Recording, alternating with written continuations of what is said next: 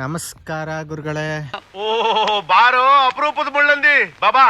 ಅಡಿಕೆ ಗಿಡಕ್ಕೆ ನೀರು ಯಾಕೆ ಜಾಸ್ತಿ ಕಟ್ಟಬಾರ್ದು, ಕಟ್ಟೋದ್ರೆ ಏನಾಗುತ್ತೆ, ಕಡಿಮೆ ಕಟ್ಟೋದ್ರೆ ಏನಾಗುತ್ತೆ? ನಮ್ಮಲ್ದ ಡ್ರಿಪ್ಪು ಗಿಪ್ಪು ಯಾವುದೂ ಇಲ್ಲ, ನಾವು ತುಂಬ ತಂಪಾಳನೇ ಹಾಯಿಸ್ತಾ ಇದ್ದೀವಿ, ಏನೂ ಆಗಲ್ಲ, ಗಿಡ ಏನೂ ಆಗಲ್ಲ. ಆದರೆ ಗೊನೆಗೆ ಪ್ರಾಬ್ಲಮ್ಮು ಏನು ಅಂತ ಹೇಳ್ತೀನಿ. ಅಯ್ಯೋ ಅಯ್ಯೋ ಅಯ್ಯೋ ಇದನ್ನೆಲ್ಲ ನನಗೆ ಹೇಳು ಅಂತ ಯಾರು ಹೇಳಿದ್ದು? ವಿಡಿಯೋ ಶುರು ಮಾಡೋದಕ್ಕಿಂತ ಮುಂಚೆ ದಯವಿಟ್ಟು ಸಬ್ಸ್ಕ್ರೈಬ್ ಮಾಡ್ಕೊಳ್ಳಿ, ಬೆಲ್ಲೈಕನ್ ಕ್ಲಿಕ್ ಮಾಡ್ಕೊಂಡು ವಿಡಿಯೋ ನೋಡಿ. ಇನ್ನೊಂದೇನಪ್ಪ ಅಂದರೆ, ಮೊನ್ನೆ ಹೇಳ್ದಾಗೆ ಹಳೆ ವಿಡಿಯೋದಲ್ಲಿ ಇನ್ಸ್ಟಾಗ್ರಾಮಲ್ಲಿ 100K, ಯೂಟ್ಯೂಬಲ್ಲಿ 50K ಆಗ್ತಿದ್ದಂಗೆ ಗೀವ್ ಅವೇ ಮಾಡ್ತೀನಿ ಅಂತ ಹೇಳಿದ್ದೆ. ಗೀವ್ ಅವೇ ಅಂದರೆ ಒಬ್ಬರು ರೈತರಿಗೆ, ಯಾರಾದರೂ ಒಬ್ಬರು ರೈತರಿಗೆ, ಬಡ ರೈತರಿಗೆ ಒಂದು ಟಿಲ್ಲರ್ ಕೊಡ್ಸೋಣ ಅಂತ. ಕೊಡ್ಸೋಣ, ಕ್ಲಾಪ್ಸ್ ಹೊಡಿರಿ, ಸುಮ್ಮನೆ ಕೂತಿರಲ್ಲ. ಬನ್ನಿ ಹಾಗಂತ ಹೇಳ್ತಾ ವಿಡಿಯೋ ಶುರು ಮಾಡೋಣ. ಏನಪ್ಪ, ಅಡಿಕೆ ಗಿಡಕ್ಕೆ ನೀರು ಜಾಸ್ತಿ ಬಿಟ್ಟರೆ ಏನಾಗುತ್ತೆ ಗುರು? ಅಂಥದ್ದು ಏನಾಗ್ಬೋದು? ಏನಾಗಲ್ಲ. ಅಡಿಕೆ ಗಿಡಕ್ಕೆ ನೀವು ಅತಿಯಾಗಿ ಈ ಬೇಸಿಗೆಯಲ್ಲಿ ಸ್ವಲ್ಪ ನೀರು ಜಾಸ್ತಿ ಬಿಟ್ಟರು ತೊಂದರೆ ಏನಾಗಲ್ಲ. ಅದೇ ಇಷ್ಟು ದಿನ ಇತ್ತಲ್ಲ ಚಳಿಗಾಲ ಮತ್ತು ಮಳೆಗಾಲದಲ್ಲಿ, ಈಗ ಗುರು ಮಳೆ ಹಂಗಾದ್ರೆ ಮಳೆ ಹಿಡ್ಕೊಳುತ್ತೆ, ಸಿಕ್ಕಾಪಟ್ಟೆ ಮಳೆ ಹಿಡ್ಕೊಳುತ್ತೆ. ಹಂಗಾದ್ರೆ ಅವಾಗ ಏನು ಕೊಳ್ತೋಗ್ಬಿಡ್ತಾವ ಗಿಡ? ಯಾವ್ದೋ ಜಾತ್ರೆಯಲ್ಲಿ ಇಲ್ಲಿ ಪಾಷಾಣ ಮಾರೋಂಥರ ಇದ್ದಾನೆ, ಕೋಟಿಗಟ್ಟಲೆ ಮಾತಾಡ್ತಾನೆ. ಗಿಡ ಕೊಳಿಯಲ್ಲ, ಗಿಡ ಕೊಳಿತವೆ ಅಂತ ಯಾರು ಹೇಳಿದ್ರು? ಹಾಗಂತ ನಾನು ಹೇಳ್ತಾನೂ ಇಲ್ಲ. ಏನಾಗುತ್ತೆ ಅಂತ ಅಂದರೆ, ನೀವು ಅಡಿಕೆ ಗಿಡಕ್ಕೆ ಜಾಸ್ತಿ ನೀರು ಬಿಟ್ಟೋಷ್ಟು, ಈಗ ಫಸ್ಟು ನೆಲದ ಬಗ್ಗೆ ಹೇಳ್ತಾ ಹೋಗೋಣ. ನಿಮ್ಮದು ಮಣ್ಣೆಲ್ಲ ಆದರೆ ಓಕೆ, ಯಾಕಂದರೆ ಮಣ್ಣೆಲ್ಲ ಆದರೆ ಬೇಗ ಡ್ರೈ ಆಗಿಬಿಡುತ್ತೆ.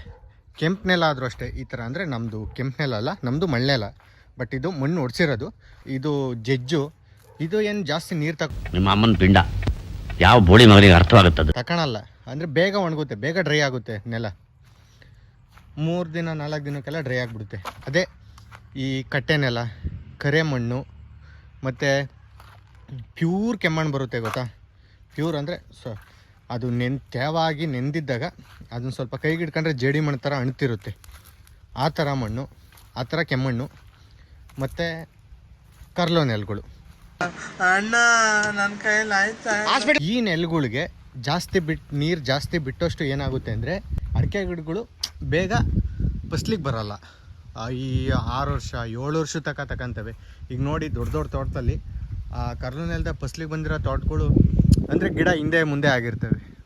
ಅವು ಈಗ ಕಿರೋ ಅಷ್ಟು ಫಸ್ಲಿಗೆ ಬಂದಿರ್ತವೆ, ಮಧ್ಯ ಅಷ್ಟು ಇನ್ನು ಬೆಳೀತಿರ್ತವೆ, ಆ ಥರ ಆಗ್ತವೆ. ಅದು ಕಾರಣ ಏನಪ್ಪ ಅಂದರೆ, ತೋಟಕ್ಕೆ ಹೆವಿ ನೀರು ಕಟ್ತಿರ್ತಾರೆ. ಗಿಡಕ್ಕೆ ಆಗಲಿ, ಈ ಗಿಡ ಅಡಿಕೆ ಗಿಡ ಹೆಂಗೆ ಅಂದರೆ ಮಗು ಥರ. ಈಗ ಮಗುಗೆ ಜಾಸ್ತಿ ಹಾಲು ಕುಡಿಸ್ಬಿಟ್ರೆ ಏನಾಗುತ್ತೆ ಹೇಳಿ? ಬೇದಿ. ಈಗ ಅದು ಕಪೂಟ ಕುಡಿಸೇ ಇಲ್ಲ ಅಂತ ಅಂದರೆ ಅರ್ಸುತ್ತೆ. ಅದೇ ಥರ ಅಡಿಕೆ ಗಿಡನು ಎಷ್ಟು ಬೇಕೋ ಅಷ್ಟು ಲಿಮಿಟಾಗಿ. ಮಣ್ಣೆಲಕ್ಕೆ ನೀವು 24 ಗಂಟೆ ತಿರುವಿ ಬಿಡ್ತಾ ಇದ್ರೆ ಅದರಲ್ಲೂ ಪ್ರಾಬ್ಲಮ್ಮೇ. ತೋರಿಸ್ತೀನಿ ಬನ್ನಿ, ವಿತ್ ಪ್ರೂಫ್ ಸಮೇತ ತೋರಿಸ್ತೀನಿ. ನೋಡಿ, ಇದು ಜಾಸ್ತಿ ನೀರು ಬಿಟ್ಟಿರೋ ಗಿಡ. ಇದು ನೋಡಿ, ಇದು ಬೇಡ, ಇದು ಗೊನೆ ಇಲ್ಲ. ಇದು ನೋಡಿ, ಜಾಸ್ತಿ ಹೆವಿ ನೀರು ಕುಡಿದ್ಬಿಟ್ಟಿದೆ, ಅಂದರೆ ಸ್ವಲ್ಪ ಜಾಸ್ತಿ ಓವರ್ ಆಗಿದೆ ನೀರು, ಅದರಿಂದ ಇದು ಗೊನೆ.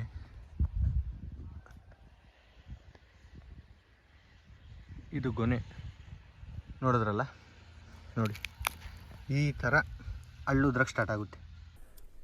ಏನಿದು ಏನೋ ಗೊತ್ತಾಗ್ತಿಲ್ಲಪ್ಪ, ಗೊತ್ತಿಲ್ಲ, ಈ ಅರ್ಥ ಆಗ್ತಿಲ್ಲ ನನಗೆ. ಹೆವಿ ನೀರು ಕುಡಿದಷ್ಟು ಈ ಥರ ಅಳ್ಳುದ್ರಕ್ಕೆ ಸ್ಟಾರ್ಟ್ ಆಗುತ್ತೆ ಅಡಿಕೆ ಗಿಡದಲ್ಲಿ. ಅದೇ ನೋಡಿ, ಈ ಗಿಡಕ್ಕೆ ತಾಕತ್ತಿದೆ, ನೀರು ಇದಕ್ಕೆ ಇನ್ನೂ ಬೇಕು. ಅದ್ರದ್ದು ಗೊನೆ ತೋರಿಸ್ಬಿಡ್ತೀನಿ. ನೋಡಿದ್ರಲ್ಲ, ನೋಡಿ ಈ ಗಿಡದಲ್ಲಿ ಒಂದೇ ಒಂದು ಹಳ್ಳಿಲ್ಲ, ಎಲ್ಲಾದರೂ ಉದ್ರಿದ್ಯಾ ನೋಡಿ ನೀವು.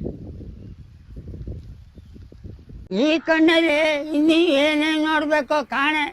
ಈ ಥರ ಹೆವಿ ನೀರು ಕುಡಿದ್ಬಿಟ್ರೆ ಗಿಡ ಈಗ ಹಳ್ಳುದ್ರಕ್ಕೆ ಸ್ಟಾರ್ಟ್ ಆಗುತ್ತೆ. ಹಳ್ಳುದ್ರದ್ರೆ ಏನಪ್ಪ ಅಂದರೆ ಹಳ್ಳೆ ಕಾಯಿ, ಅಡಿಕೆ ಕಾಯಿ ಆಗದೆ ಹಳ್ಳು. 10 ಹಳ್ಳುದ್ರಿವು ಅಂದರೆ 10 ಅಡಿಕೆಕಾಯಿ ವೇಸ್ಟು. ನೀವು ಅಷ್ಟೆಲ್ಲ ಕಷ್ಟಪಟ್ಟು ಗೊಬ್ಬರ ಹಾಕಿದ್ದು ವೇಸ್ಟ್ ಆಗಕ್ಕ ನೀವು ಮಾಡಿದ್ದು. ಅದರಿಂದ ಹೆವಿ ಅಂದರೆ ಹೆವಿಯಾಗಿ ಓವರಾಗಿ ನೀರು ಬಿಡೋಕ್ಕೆ ಹೋಗಬೇಡಿ. ಈ ಬೇಸಿಗೆ ಮಣ್ಣೆಲ್ಗಳಿಗೆ ಸ್ವಲ್ಪ ಜಾಸ್ತಿನೇ ಕಟ್ಟಿ, ಯಾಕಂದರೆ ಮಣ್ಣೆಲ್ಲ ಬೇಗ ಡ್ರೈ ಆಗುತ್ತೆ.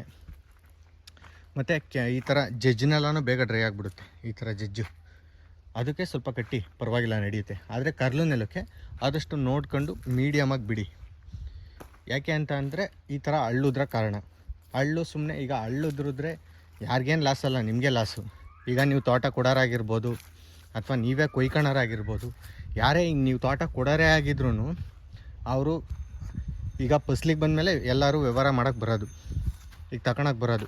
ಒಬ್ಬೊಬ್ಬರು ಮುಂಚೆ ಅವಾಗ 65-70 ಸಾವಿರ ಇದ್ದಾಗ ಇನ್ನು ಒಂಬಳೆ ಮೇಲೆ ವ್ಯಾಪಾರ ಮಾಡೋರು. ಬಟ್ ಇವಾಗ ಮೊನ್ನೆ ಎಲ್ಲ ಲಾಸ್ ಆಗಿಬಿಟ್ಟು ಇವಾಗ ಯಾರು ಒಂಬಳೆ ಮೇಲೆ ವ್ಯಾಪಾರ ಮಾಡ್ತಿಲ್ಲ. ಸುಮಾರು ಕಾಯಿ ಸೈಜ್ ಬಂದಾಗಲೇ ವ್ಯಾಪಾರ ಮಾತಾಡೋಕ್ಕೆ ಬರೋದು.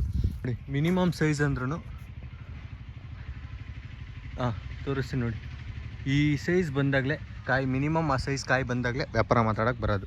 ಈಗಿನ ಇದರಲ್ಲಿ ಅವ್ನು ಕಾಯಿ ನೋಡ್ದನು ಗೊನೆಯಲ್ಲಿ ಕಾಯಿ ಎಷ್ಟೈತೆ ಅಂತ ನೋಡೇ ವ್ಯಾಪಾರ ಮಾತಾಡೋದ್ರಿಂದ ನಿಮ್ಗೆ ಅಲ್ಲೂ ಲಾಸ್ ಆಗುತ್ತೆ. ಯಾಕಂದರೆ ಗೊನೆಯಲ್ಲಿ ಕಾಯೇ ಇಲ್ಲ ಗುರು ಅಷ್ಟೊಂದು.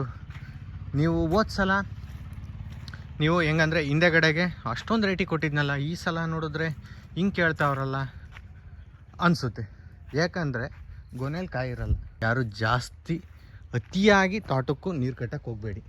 ಇನ್ ಕೇಸು ಚಿಕ್ಕ ಪುಟ್ಟ ತೋಟ ಇರೋರು ನೀವು ಪಚ್ಮಾರ್ ಮಾಡ್ತಾಯಿದ್ರೆ ಒಬ್ಬರು ಮೇಲೆ ನಂಬಿಕೆ ಇರುತ್ತೆ, ಜಾಸ್ತಿ ನೀವು ಅವ್ರ ತೋಟಗಳನ್ನೇ ಮಾಡ್ಕೊತಾ ಇರ್ತೀರ.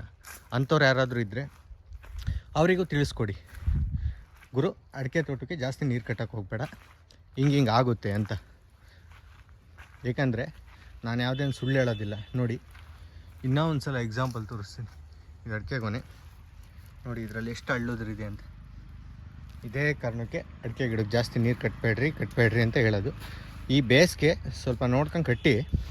ಈಗ ಇನ್ನೇನು ಬೇಸಿಗೆ ಶುರು ಆದರೆ ನಾರ್ಮಲ್ ಟೈಮಲ್ಲಿ ಮಾತ್ರ ಯಾವುದೇ ಕಾರಣಕ್ಕೂ ಚಳಿಗಾಲದಲ್ಲೂ ಮತ್ತು ಮಳೆಗಾಲದಲ್ಲೂ ಹೆವಿ ನೀರು ಕಟ್ಟಕ್ಕೆ ಹೋಗ್ಬೇಡಿ. ಮಳೆಗಾಲದಲ್ಲಿ ಈಗಿನ ಮಳೆನೂ ಕರೆಕ್ಟಾಗಿ ಆಗ್ತಿಲ್ಲ, ಆದರೂ ಏನಾದರೂ ಮಳೆ ಹೆವಿ ಹಿಡ್ಕೊಂಡ್ರೆ ಜಾಸ್ತಿ ಕಟ್ಟಕ್ಕೆ ಹೋಗ್ಬೇಡಿ. ಮತ್ತೆ ಭೇಟಿಯಾಗೋಣ. ನಮಸ್ಕಾರ.